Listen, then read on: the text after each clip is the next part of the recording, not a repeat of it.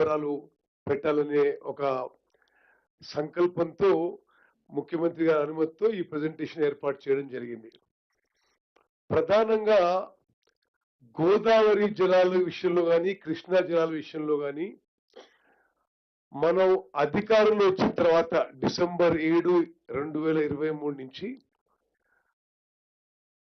చాలా పకడ్బందీగా సమర్థవంతంగా ఒక ప్రణాళికబద్ధంగా తెలంగాణ రాష్ట్రానికి మన నీటి హక్కులు కాపాడుకోవాలని, అదేవిధంగా గతంలో జరిగిన అన్యాయాలను సెటిలైట్ చేయాలనే ఉద్దేశంతో ముఖ్యమంత్రి గారు, ఉప ముఖ్యమంత్రి గారు, మంత్రులు అందరూ కూడా ముందుకు పోతున్న విషయం మీ దృష్టికి తీసుకొస్తున్నాను.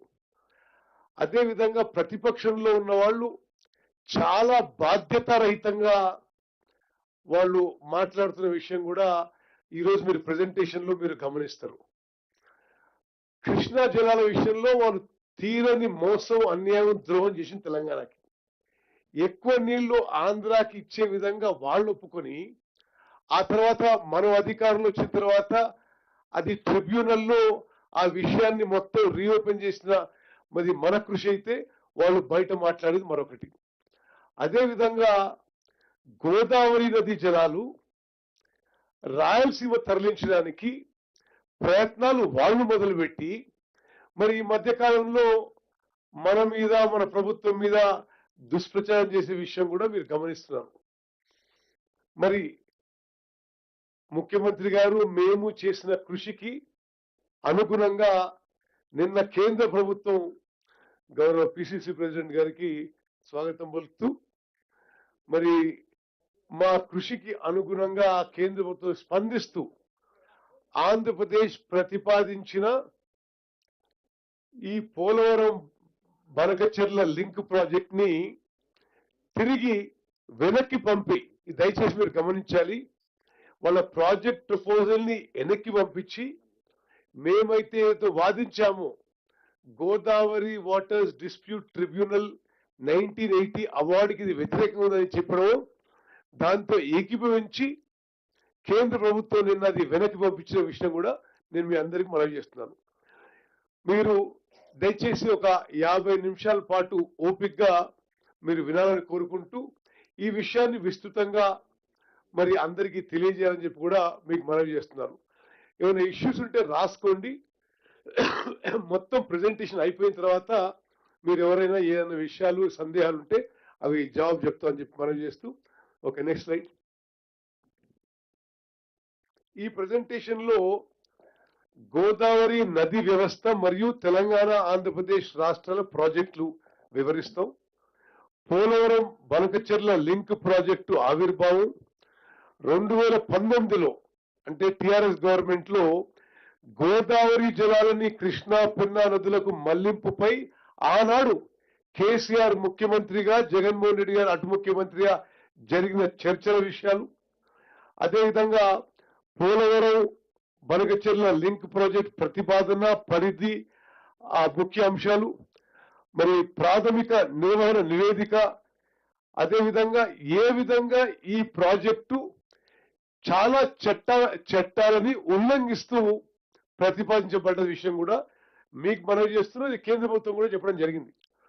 ఇది ఏపీ రీఆర్గనైజేషన్ యాక్ట్ 2014 కి వ్యతిరేకం, పోలవరం ప్రాజెక్ట్ అథారిటీకి వ్యతిరేకం, గోదావరి జల వివాదాల ట్రిబ్యునల్ అవార్డుకు వ్యతిరేకం, అదేవిధంగా పర్యావరణ అనుమతి కూడా ఇది వ్యతిరేకం.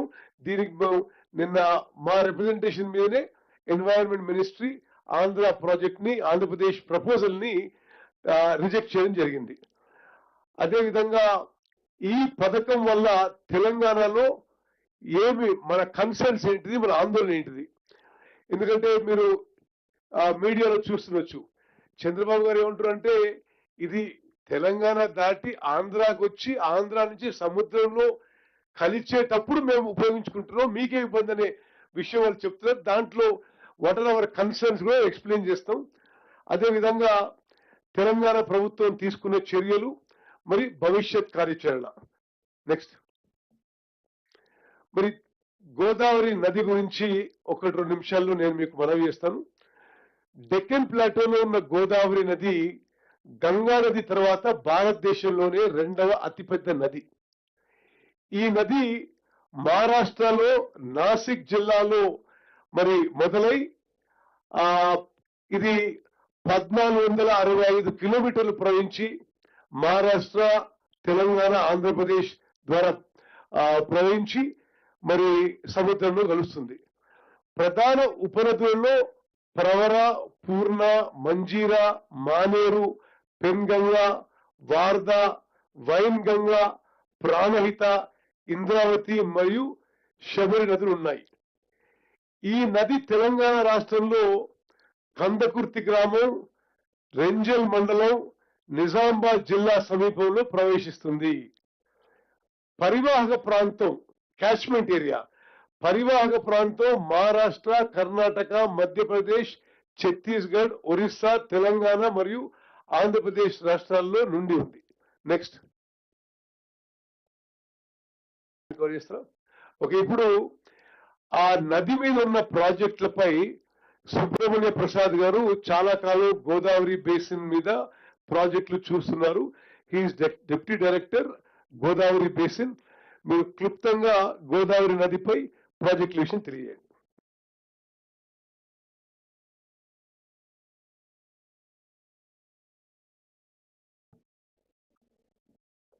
అందరికీ నమస్కారం అండి. నా పేరు సుబ్రహ్మణ్య ప్రసాద్.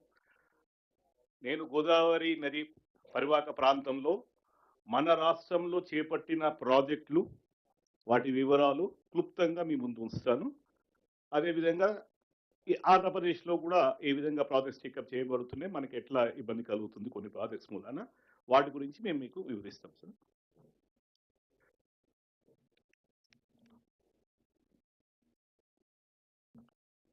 ఆనరబుల్ మినిస్టర్ గారు చెప్పినట్టుగా గోదావరి రివర్ నాసిక్ జిల్లాలో త్రయంబకేశ్వర్ అక్కడ వెలిసి, ఆ నది మెయిన్ రివర్ మహారాష్ట్రలో ప్రవహిస్తూ తెలంగాణలో నిజామాబాద్ కందకుర్తి విలేజ్ లో ప్రవేశించి మళ్ళీ మెయిన్ రివర్ మన రాష్ట్రం మీదుగా ప్రవహిస్తూ ఆంధ్రప్రదేశ్ రాష్ట్రంలోకి ఎంటర్ అయి రాజమండ్రి దిగువన 3 పాయలుగా చీలి సముద్రంలో కలుస్తుంది అనమాట. ఈ మొత్తం length, Godavari river length, main river length వచ్చి 1465 కిలోమీటర్లు. ఈ గోదావరి బేసిన్ యొక్క పరివాహక ప్రాంతం మొత్తం చూస్తే 12 సబ్ బేసిన్ గా గోదావరి ట్రిబ్యునల్ అవార్డ్ 1980లో గుర్తించడం జరిగింది. వాటిలో ఒక 6 సబ్ బేసిన్స్ మన రాష్ట్రంలో, 2 సబ్ బేసిన్స్ స్వల్పంగా 2.5% నుంచి 2% వరకు మన రాష్ట్రంలో కనిపిస్తుంది సార్. ఈ పరివాహక ప్రాంతం సబ్ బేసిన్ పరంగా దీని మీద మనకి గోదావరి ట్రైబ్యునల్ అవార్డ్ బచావత్ 1980లో రాష్ట్రాలకి ఏ విధంగా నీటి హక్కులు అనేది నిర్ధారించడం జరిగింది. ఒక చిన్న విషయంగా చెప్పాలి అంటే, బచావత్ ట్రైబ్యునల్ ముందు అప్పుడు ఉన్న పరివాహక రాష్ట్రాలు అన్నీ కూడా వారు సమాలోచనలు జరుపుకుంటూ వేరియస్ ఇంటర్ స్టేట్ అగ్రిమెంట్స్ చేసుకున్నాయి. మనకి ఎస్ఆర్ఎస్పి ప్రాజెక్ట్ తెలంగాణకి గేట్వే ప్రాజెక్టు. ఈ ఎస్ఆర్ఎస్పి ప్రాజెక్ట్ ఎగువన మహారాష్ట్రతో కానీ కర్ణాటకతో కానీ సుమారుగా 4 అగ్రిమెంట్స్ మొత్తం 1975లో మనం చేసుకొని నీటిని రైట్స్ కింద పొందడం జరిగింది. దీనిలో ప్రతిపాదిత రైట్స్ ఎలా సమకూర్చబడ్డాయి అంటే, మన రాష్ట్రం ఎగువన ఉన్న రాష్ట్రంలో ఒక మేజర్ ప్రాజెక్ట్, చిన్న ఉదాహరణకి ఒక సబ్ బేసిన్ గురించి మీకు చూపిస్తాను. జైక్వాడి ప్రాజెక్ట్ మహారాష్ట్రలో జీవన్ సబ్ బేసిన్ లో ఉంటుంది. ఈ జైక్వాడి ప్రాజెక్ట్ ఎగువన ఉన్న నీరు మొత్తం మహారాష్ట్రకి చెందే విధముగా దీని కింద పరివాహక ప్రాంతంలో మన ఎస్ఆర్ఎస్పి అంటే మన ఎంట్రీ పాయింట్ కి ఎగువన ఈ నీటి మొత్తంలో కొంత భాగం, నిర్దేశిత భాగం మహారాష్ట్రకి ఇస్తూ మిగిలిన నీళ్ళన్నీ ఎస్ఆర్ఎస్పికి చెందే విధంగా అగ్రిమెంట్ అవగాహన కుదుర్చుకోవడం జరిగింది 1975, దట్ 60 అండ్ 1975 అగ్రిమెంట్. అన్ని సబ్ బేసిన్స్లలో కూడా అటువంటి అగ్రిమెంట్సే చేయబడ్డాయి. సో దీని ఉద్దేశం నిర్దిష్టంగా ఇంత క్వాంటిఫికేషన్ అనేది రాష్ట్రాలకి చెప్పబడలేదు. దాని ప్రాతిపదికననే అప్పుడు ఉన్న రాష్ట్రాలు వారి వారి టెరిటరీస్ లో ప్రాజెక్ట్స్ ని టేకప్ చేయడం జరిగింది. మన రాష్ట్రం వచ్చేటప్పటికి 2014 కంటే ముందు జీడబ్ల్యూటీ అవార్డ్ అనుగుణంగా 1486 టీఎంసీల మేర ప్రాజెక్ట్స్ మొత్తం కంబైన్డ్ ఆంధ్రప్రదేశ్ అంటే ఇప్పుడున్న తెలంగాణ, రెసిడ్యూల్ ఆంధ్రప్రదేశ్ రెండింటికి కలిపి 1480 టీఎంసీలకు కానీ ప్రాజెక్టుల రూపకల్పన చేయబడింది. దీని అనుగుణంగా చూస్తే తెలంగాణలో 968 టీఎంసీలు, ఆంధ్రప్రదేశ్లో 518 టీఎంసీలు నిర్దేశితంగా చెప్పబడుతున్నది. మీకు ప్రాజెక్టుల వారీగా, రాష్ట్రాల వారీగా మీకు నెక్స్ట్ స్లైడ్ లో మీకు చూపిస్తాను.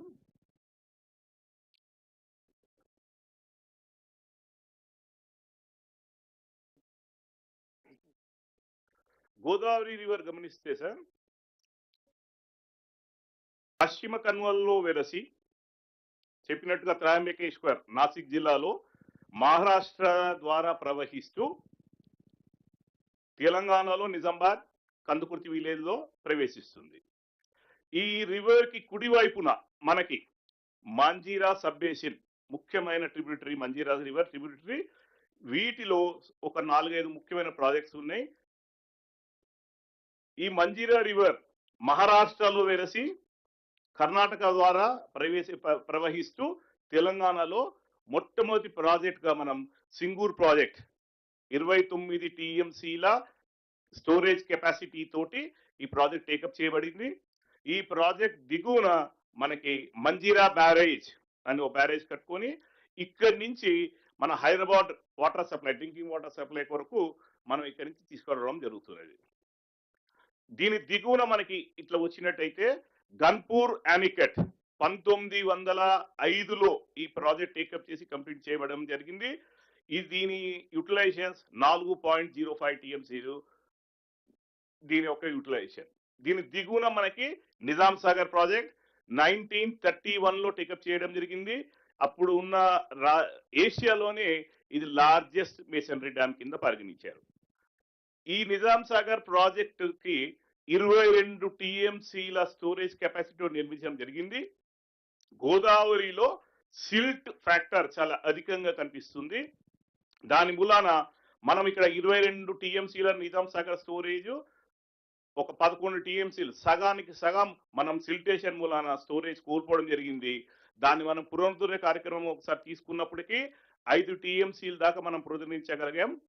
ఇప్పుడు మళ్ళీ మన ప్రభుత్వం national as part of the national framework for sediment management, desilting and desedimentation ద్వారా నిజాం సాగర్ లో మనము పూరికతీత పనులను చేపట్టబోతున్నాం. దీని దిగున ఇది వచ్చి ఇక్కడ మనకి కాన్ఫరెన్స్, గోదావరి రివర్ కాన్ఫరెన్స్ కలుస్తుంది. దాని దిగున ఇక్కడ కాన్ఫరెన్స్ కలుస్తుంది సార్. దాని దిగున మనకి gateway project of Telangana, one of the major project Sriram Sagar project. దీని యొక్క కెపాసిటీ, శ్రీరామ్ సాగర్ కెపాసిటీ వచ్చి 112 టీఎంసీలు. ఇందాక నేను వివరించినట్టుగా డీసిల్టేషన్ కారణంగా ఈ ప్రాజెక్ట్ యొక్క కెపాసిటీ కూడా మనం 112 టీఎంసీల నుంచి 30 టీఎంసీలు కోల్పోయి ప్రస్తుతం 80 టీఎంసీల స్టోరేజ్ కెపాసిటీ దీనికి ఉన్నది.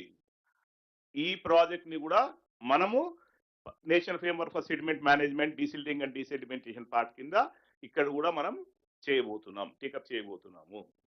ఈ మొత్తం ప్రాజెక్ట్ నుంచి SRSP 1 కానీ, SRSP 2 కానీ, FFC కానీ, ఇవన్నీ అలీసాగర్, గుత్పా అన్ని ప్రాజెక్ట్స్ కలిపి దీని నుంచి సుమారుగా మనము 186 టీఎంసీలు యూటిలైజేషన్ కింద SRSP ద్వారా మనం చేకూర్చుకుంటున్నాం. SRSP దిగున మనం కిందకి వస్తే ఓల్డ్ సదర్మట్ యానికట్ ఉంది. దాని ఎగున మనం 1.58 టీఎంసీ తోటి సదర్మట్ బ్యారేజ్ కన్స్ట్రక్షన్ చేసుకుంటున్నాం.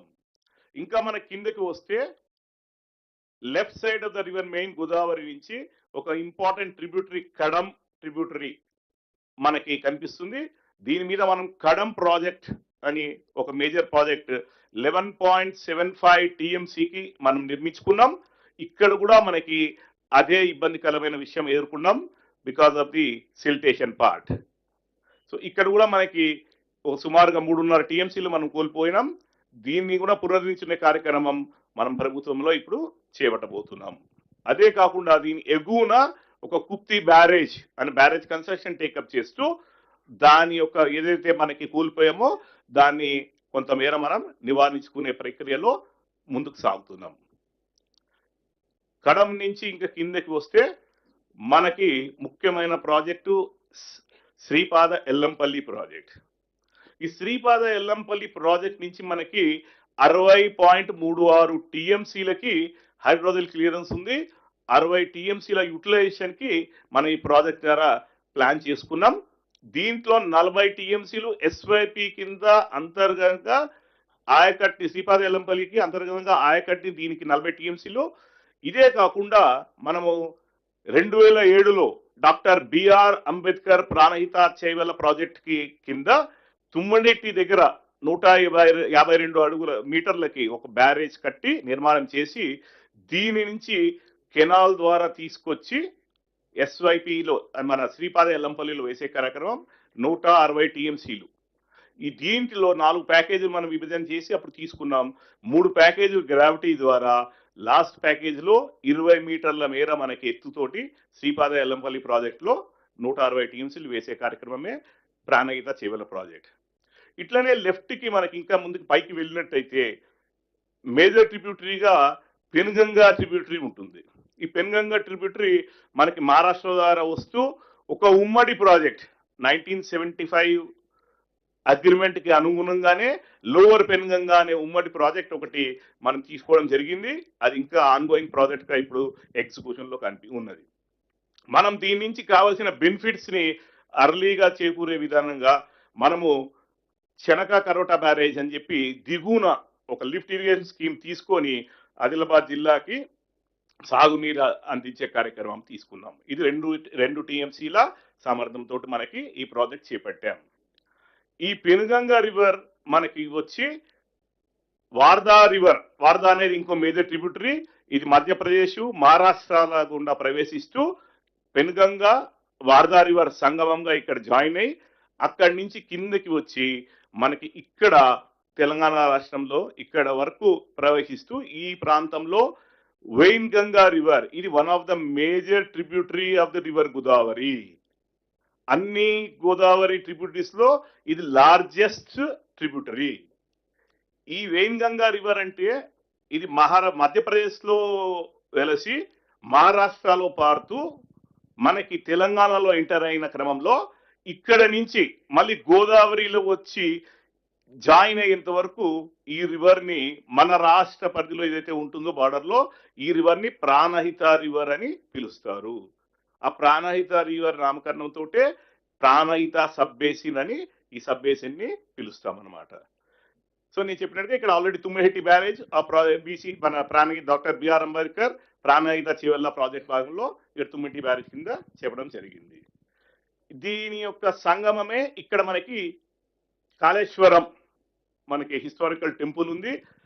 ఈ గోదావరి రివర్ మనకి కుడివైపుకి కింద భాగంలో చూస్తే Maneru sub basin G6 Maneru river అనేది మన తెలంగాణలోనే వెలసి తెలంగాణ భాగంలోనే గోదావరి రివర్ లో కలుస్తుంది. సో దీనికి పరివాహక ప్రాంతం ఓన్లీ తెలంగాణ రాష్ట్రం, వేరే రాష్ట్రాలు ఏవి లేవు. దీంట్లో మనకి ముఖ్యంగా ఒక 3 ప్రాజెక్ట్స్ కనిపిస్తాయి. Upper Maneru project, mid Maneru and lower Maneru project. ఈ mid Maneru and lower Maneru projects ఈ రెండు కూడా 25 టీఎంసీలు ఒక్కొక్కటి చొప్పున మనం నిర్మించుకోవడం జరిగింది. ఇవి రెండు కూడా మనకి ఎస్ఆర్ఎస్పి పార్ట్ లో భాగంగా ఫ్లడ్ ఫ్లో కెనాల్ కూడా మనం అక్కడ తీసుకుంటున్నాం. దాని అంతర్భాగం పార్ట్ కింద ఆన్లైన్ బ్యాలెన్సింగ్ గా దీన్ని మనం చేపట్టడం ప్లాన్ చేసి చేపట్టడం జరిగింది. ఈ ప్రాణహిత రివర్ ఇక్కడ సంగమమైన చోట కింద దిగువన మనకి కాళేశ్వరం ప్రాజెక్ట్ భాగంగా 3 బ్యారేజ్ అయితే కట్టడం జరిగిందో, ఒకటి మేడిగడ్డ, దానిపైన అన్నారం, దానిపైన సుందిల. ఇంకా మనకి దిగువన కిందకి వస్తే ఇంద్రావతి రివర్ అని, ఇది ఇంకో major tributary of the river Godavari ఎడం సైడ్ నుంచి. దీనికి ఒక విశిష్టత ఉంది. ఇంద్రావతి రివర్ ఒడిశా స్టేట్ లో వెలసి పశ్చిమ కనుమలలో, తూర్పు కనుమలలో నుంచి పశ్చిమ దిక్కున ప్రవహిస్తూ మహారాష్ట్ర స్టేట్ ద్వారా మన జయశంకర్ భూపాలపల్లి జిల్లాలో ఈ పాయింట్ లో సంగమంగా వచ్చి చేరుతుంది గోదావరి రివర్ లో. దీని దిగువననే గోదావరి అవార్డుకి అనుగుణంగా మనకి ఇచ్చంపల్లి ప్రాజెక్ట్ ఇక్కడ కట్టుకునే వెసులుబాటు ఉందండి. కానీ ఈ ఇంచంపల్లి ఎగువన మహారాష్ట్ర ఛత్తీస్గఢ్ లో సబ్మర్జెన్స్ ఆస్పెక్ట్ మూలాన ఇచ్చంపల్లిని మనం కట్టలేకపోయినాము. సో దాని దిగువన మనకి కొన్ని ప్రాజెక్ట్స్ టేకప్ చేశాం. దేవాదుల లిఫ్ట్ ఇరిగేషన్ స్కీమ్ అని ఒక లిఫ్ట్ ఇరిగేషన్ స్కీమ్ 2005లో మనం రూపకల్పన చేసుకొని గ్రౌండ్ చేయడం జరిగింది. Right bank of the Godavari river నుంచి 38 టీఎంసీల యూటిలైజేషన్ కి దేవాదుల లిఫ్ట్ ఇరిగేషన్ స్కీమ్ మనము తీసుకొని ముందుకు సాగాము. ఈ దేవాదుల లిఫ్ట్ ఇరిగేషన్ స్కీమ్ ని సక్సెస్ పెంచుకునే దానికి నిత్యం నీటి లభ్యత ఉండే విధంగా దాని దిగువనే మనం తుపాకులగూడెం బ్యారేజ్ అని ఒక స్టోరేజ్ స్ట్రక్చర్ ని మనం తీసుకొని 6.14 టీఎంసీల స్టోరేజ్ తోటి ఈ తుపాకులగూడెం బ్యారేజ్ ని మనం టేకప్ చేసి కంప్లీట్ కూడా చేసుకున్నాము. దీని దిగువన ఇంకా గోదావరిలో మన కిందకు వస్తే టర్మినల్ ప్రాజెక్ట్ గా ఇంకొక బహుళ సార్థక ప్రాజెక్ట్ సీతమ్మ సాగర్ ప్రాజెక్ట్ అని మనము గ్రౌండ్ చేసి, ఈ సీతమ్మ సాగర్ ప్రాజెక్ట్ కింద మనకి దీనిలో 36.5 టీఎంసీ స్టోరేజ్ కెపాసిటీ తోటి ఈ ప్రాజెక్ట్ ని రూపకల్పన చేసుకొని కన్స్ట్రక్షన్ ఆన్గోయింగ్ లో ఉన్నది, ఎగ్జిక్యూషన్ లో ఉన్నది. 60% of the barrage completion stage లో ఉన్నది. దీని ఎగువనే మనకి సీతారామ లిఫ్ట్ ఇరిగేషన్ ప్రాజెక్ట్. ఈ సీతారామ లిఫ్ట్ ఇరిగేషన్ ప్రాజెక్ట్ అనేది 2007లో మనం రాజీవ్ సాగర్, ఇందిరా సాగర్ ఉమ్మడి ప్రాజెక్టులు మనము దుమ్మగూడ ఎగువన ఇక్కడ ఏదైతే తీసుకున్నామో దాని యొక్క సంయుక్తంగా కలయికతోటే సీతారామ లిఫ్ట్ ఇరిగేషన్ ప్రాజెక్ట్ నామకరణం చేసుకొని దీని ద్వారా 67 టీఎంసీల యూటిలైజేషన్ తోటి మనం ప్రాజెక్ట్ టేకప్ చేశాము. ఇది కూడా ఒక సుమారుగా 55% కంప్లీషన్ స్టేజ్ లో ఉన్నది. దీని కింద మనకి రైట్ సైడ్ లో కిన్నరసాని ఒక మేజర్ రివర్, దీని మీద కూడా మనకి కిన్నరసాని అని మేజర్ ప్రాజెక్ట్ ఉన్నది. ఇది 8.3 టీఎంసీ మనకి యూటిలైజేషన్. ఇది సింహభాగం వచ్చి హైడ్రో ఎలక్ట్రిక్ స్కీమ్ కింద పరంలో తీసుకుంటూ మనం దీన్ని కన్స్ట్రక్షన్ చేసుకొని కంప్లీట్ చేసుకున్నాం. ఈ రివర్ మనకి గోదావరి రివర్ చూస్తే మనకి ఇక్కడ తెలంగాణ నుంచి ఎగ్జిట్ అయ్యి ఆంధ్రాలో ఎంటర్ అవుతుంది. ఇక్కడ ఒక చిన్న విషయం మీ ముందు ఉంచుతాను నేను. మనకు 2014 రీఆర్గనైజేషన్ బిల్ కి అనుగుణంగా మనకి మార్చిలో ఎప్పుడైతే బిల్లు వచ్చిందో దానికి ఈ ఇంటర్ స్టేట్ ని బార్డర్ ని మనకి తెలంగాణ టెరిటరీ బౌండరీకి ఈ విధంగా ఇక్కడికి తీసుకొచ్చి మనకి ఇంకొక ఎడమ వైపున Sabari river major tributary Odisha state లో వెలిసి మనకి ఇది వచ్చి ఇక్కడ కాన్ఫరెన్స్ గోదావరి రివర్ లో వచ్చి కలుస్తుంది.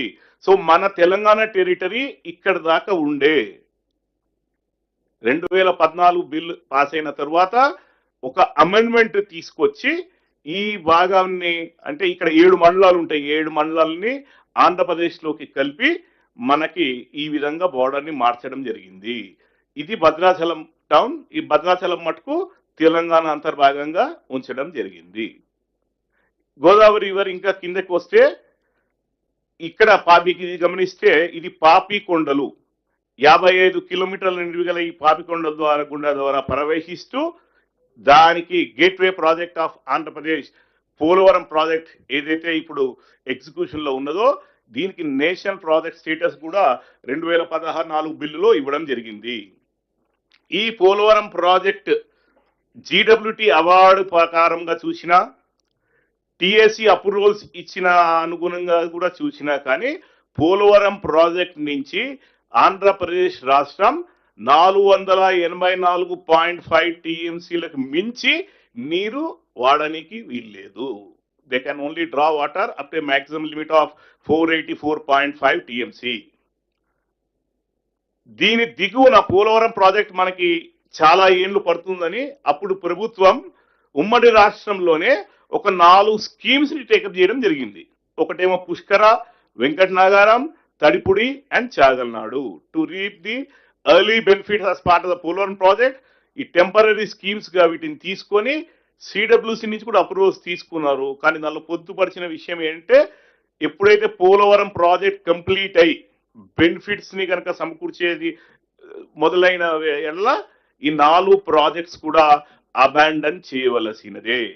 అది పొందుపరుస్తూనే ఈ ప్రాజెక్ట్స్ క్లియరెన్స్ కూడా ఇచ్చి ఉన్నారు. ఇవే కాకుండా ఇక్కడ మీకు ఇది చింతల్పూడి అనేది ఒకటి ఫ్లడ్ ఫ్లోస్ మీద టేకప్ చేసిన స్కీమ్. ఈ చింతల్పూడి వచ్చి నాగార్జున సాగర్ లెఫ్ట్ కెనాల్లో వేసే కార్యక్రమంగా ఏపీ చేపడుతున్నది. కింద దిగువన వస్తే మనకి సర్ ఆర్థర్ కాటన్ బ్యారేజ్, ఈ బ్యారేజ్ స్టోరేజ్ కెపాసిటీ 4 టీఎంసీలు. దీని నుంచి కూడా 223 టీఎంసీల యూటిలైజేషన్ కి క్లియరెన్సెస్ ఉన్నాయి ఆంధ్రప్రదేశ్ రాష్ట్రానికి. కానీ ఇక్కడ గమనించవలసింది ఏమిటంటే ఈ 220 టీఎంసీలు కూడా పోలవరంలో ఇచ్చిన 484.5 టీఎంసీలో అంతర్భాగమే. So Polavaram and Cotton barrage, ఈ రెండిటి ధవళేశ్వరం బ్యారేజ్ ఇది, ఈ రెండిటికి కలిపి 484.5 టీఎంసీ మించి ఎట్టి పరిస్థితుల్లో కూడా ఆంధ్రప్రదేశ్ డ్రా చేయకూడదు. సౌత్ అదర్ కాటన్ బ్యారేజ్ కింద చూస్తే మనకి రాజమండ్రి దిగువన నేను ఇందాక చెప్పినట్టుగా 3 పాయలుగా ఇది చీలి అది విడిపోయి సముద్రంలో పోయి గోదావరి కలుస్తుంది. ఇట్లా ఉన్న క్రమంలో ఆంధ్రప్రదేశ్ ప్రభుత్వం ఇప్పుడు కొత్తగా పోలవరం నుంచి ఆల్రెడీ ఒక ఆర్ఎంసి కెనాల్ పోలవరం భాగంగా ప్రకాశం బ్యారేజ్ కి తీసుకువెళ్ళి ప్రకాశం బ్యారేజ్ నుంచి కృష్ణా డెల్టా కొరకు ఒక 80 టీఎంసీల మేర ఆల్రెడీ ఏదైతే ఉందో ఉండంగా కూడా కొత్తగా ప్రతిపాదించారు ఈ Polavaram Banakacherla lift irrigation scheme అని. 484 టీఎంసీలకు మించి ఒక చుక్క నీరు కూడా డ్రా చేయడానికి వీల్లేదు అని అవార్డు పరంగా కానీ టిఎస్సి ఇచ్చిన క్లియరెన్స్ పరంగానే నిర్దేశించిన ఆంధ్రప్రదేశ్ ప్రభుత్వం ఈ Polavaram Banakacherla lift irrigation scheme ని తీసుకోవడం జరిగింది. అందుకోసమే మనం అభ్యంతరం చెప్తూ గౌరవనీయులు మంత్రివర్యులు చెప్పినట్టుగా నిన్న దాంట్లో కూడా ఆ ప్రాజెక్ట్ ని నిలుపుదల చేయించి ప్రపోజల్స్ ని తిరిగి పంపించడం జరిగింది. నెక్స్ట్ ఒకసారి You want to show on the Google map? Yes, sir. Google map. Quickly, just in 2 minutes. Yes, sir. Okay. So ఇందాక నేను వివరించినట్టుగా గోదావరి మనకి మహారాష్ట్రలో వెలిసి మొట్టమొదటి డ్యామ్ వాళ్ళది మేజర్ డ్యామ్ గంగాపూర్ డ్యామ్, దిగువన జేక్వాడి డ్యామ్ చాలా ముఖ్యమైన ప్రాజెక్ట్. మహారాష్ట్ర స్టేట్ లో 100 టీఎంసీ యూటిలైజేషన్ తోట టేకప్ చేయబడింది. దాని దిగువన అది నాసిక్ జిల్లాలో నుంచి ప్రవహిస్తూ మనకి నాందేడ్ జిల్లాలో ఎంటర్ అయ్యి నాందేడ్ జిల్లాలో విష్ణుపురి డ్యామ్ అని చెప్పి ఒక ఇంపార్టెంట్ ప్రాజెక్ట్. ఇది లిఫ్ట్ ఇరిగేషన్ స్కీమ్. దాని ద్వారా 12.3 టీఎంసీ యూటిలైజేషన్స్ మహారాష్ట్ర టేకప్ చేస్తుంది. అది ఎస్ఆర్ఎస్పిలో వచ్చి మన ఎంటర్ అయినాక ఎస్ఆర్ఎస్పి ప్రాజెక్ట్ మన గేట్వే ప్రాజెక్ట్. కానీ దీని ఎగువనే with in the catchment of the SRSP FRL submergence catchment లోనే బాబ్లీ బ్యారేజ్ అని చెప్పి 2004లో రూపకల్పన చేసి మహారాష్ట్ర టేకప్ జరిగింది బాబ్లీ బ్యారేజ్ ప్రాజెక్టు. దాని దిగున మీకు ఇందాక చెప్పిన సదర్మట్ బ్యారేజ్, దాని కింద మనకి వస్తే ఎల్లంపల్లి ప్రాజెక్ట్ నుంచి దిగున మనం తీసుకొస్తే ప్రాణహిత రివర్ మీద తుమ్మిడిహెట్టి, ఇది ప్రాణహిత రివర్ నుంచి తుమ్మిడిహెట్టి ప్రాజెక్టు. అది బిఆర్ అంబేద్కర్ ప్రాణహిత చేవల్ల ప్రాజెక్ట్ అంతర్భాగంగా మనం తీసుకొచ్చి మన కాళేశ్వరం దగ్గర వచ్చి కలుస్తుంది మెయిన్ రివర్ గోదావరి. అక్కడి నుంచి దిగువన మనం చూస్తే సమక్క సాగర్ ప్రాజెక్టు, దాని ఎగువన జీసీఆర్ డిఎల్ఐఎస్, మళ్ళీ కింద తీసుకొస్తే టర్మినల్ ప్రాజెక్ట్ కింద మనకి Sitamma Sagar barrage, Sitarama lift irrigation దాని ఎగువన మనకి కనిపిస్తుంది. ఇక్కడ మీరు గమనిస్తే కింద తీసుకొచ్చి ఎంట్రీ ప్రాజెక్ట్ ఫర్ మన ఆంధ్రప్రదేశ్ రాష్ట్రానికి పోలవరం ప్రాజెక్ట్. ఈ పోలవరం ప్రాజెక్ట్ లో మీకు హెడ్ వర్క్స్ గురించి ఒకే ఒక వాక్యంలో చూపిస్తాను. ఇది మన మెయిన్ ప్రాజెక్ట్ స్పిల్వే. ఈ స్పిల్వే ఎగువన ఒక ఆఫ్టేక్ రెగ్యులేటర్. ఆ రెగ్యులేటర్ ద్వారా మనకి అక్కడి నుంచి 2 ట్విన్ టనల్స్, ఇది చాలా ముఖ్యం. ఈ 2 ట్విన్ టనల్స్ కూడా ఒక్కొక్క టనల్ కెపాసిటీ 20,000 క్యూసెక్స్ కి వాళ్ళు కన్స్ట్రక్ట్ చేశారు. అవార్డు ప్రకారంగా ఆ టిఎసి ఇచ్చిన క్లియరెన్స్ ప్రకారంగా వాళ్ళు ఏపీ రాష్ట్రం 11,000కు మించి డైవర్ట్ చేయడానికి వీల్లేదు. కానీ ముందు నుంచే వాళ్ళు టనల్స్ ని 20,000 క్యూసెక్స్ ద్వారా కన్స్ట్రక్షన్ చేస్తూ ఇక్కడ మనకి ఎగ్జిట్ పాయింట్ కనిపిస్తుంది. దాని దిగువన మనకి రెండో టనల్, ఇది రెండో లెంగ్త్ ఫేజ్ లో ఇక్కడ మనకి RMC offtake regulator. Polavaram already offtake regulator. ఇక్కడ మనకి నేను ఇందాక చెప్పినట్టుగా ఇది ఆర్ఎంసి కెనాల్. ఈ ఆర్ఎంసి కెనాల్ 11,500 క్యూసెక్స్ మించి తోడేదానికి వీలు లేదు. కానీ 17,500 క్యూసెక్స్ కి ఈ కెనాల్ నిర్మాణం చేశారు. దీని తర్వాత భాగం పోలవరం బంకచెర్ల అనేది విభాగం మై కొలీగ్ తర్వాత మీకు వివరిస్తారు. ఇది మొత్తం ప్రాజెక్ట్స్ సమూలంగా చెప్పవలసిన విషయాలు. Thank you sir. Okay professor, thank you. ఇప్పుడు మిత్రులందరికీ నేను ఒక ముఖ్యమైన విషయం మీరు గమనించాల్సిందిగా విజ్ఞప్తి చేస్తున్నాను. ఈ మధ్య కాలంలో ప్రతిపక్షాలు ఏం ప్రచారం చేస్తున్నాయి? ఆంధ్రప్రదేశ్ ముఖ్యమంత్రి చంద్రబాబు నాయుడు ఈ గోదావరి బంకచెర్ల అంటే పోలవరం బంకచెర్ల లింక్ ప్రాజెక్టు అసలు మొదటిసారి ఆయన ప్రతిపాదిస్తున్నాడు. మరి తెలంగాణ ప్రభుత్వంగా మరి బాధ్యత కదా పదవుల్లో ఉన్న మేము దాన్ని సరిగ్గా వ్యతిరేకించడం లేదని ఒక దుష్ప్రచారం, కంప్లీట్ అబద్ధాల విషయం. వాస్తవంగా కేసీఆర్ ముఖ్యమంత్రి ఉన్నప్పుడే ఈ గోదావరి నుంచి రాయలసీమకి నీళ్లు తీసుకుపోవడానికి ఆ రోజు జగన్మోహన్తో చర్చలు జరిపి కొన్ని జియోలు ఇచ్చి కొన్ని స్టేట్మెంట్స్ మేము ముందుస్తాను. మనం అధికారులు వచ్చిన తర్వాత ఇటువంటిది ఏమీ జరగలేదు. మనం చాలా సీరియస్ గా వ్యతిరేకించినాం. ఇది చాలా స్పష్టంగా మీ అందరికీ అర్థం కావాలి. మీ ద్వారా యావత్ తెలంగాణ ప్రజానీకానికి, రైతులకి గోదావరి జలాల విషయంలో కానీ కృష్ణానది జలాల విషయంలో కానీ మనం వచ్చిన ఈ 18 నెలల్లోనే మరి ఈ నదీ జలాల్లో మన వాటా కాపాడుకోవడానికి మనం సమర్థవంతంగా ముందుకు పోయినాం. గత 10 ఏళ్లలోనే తెలంగాణకి మోసం ద్రోహం చేసిన విషయం కూడా నేను మనవి చేస్తున్నాను. Show next slide.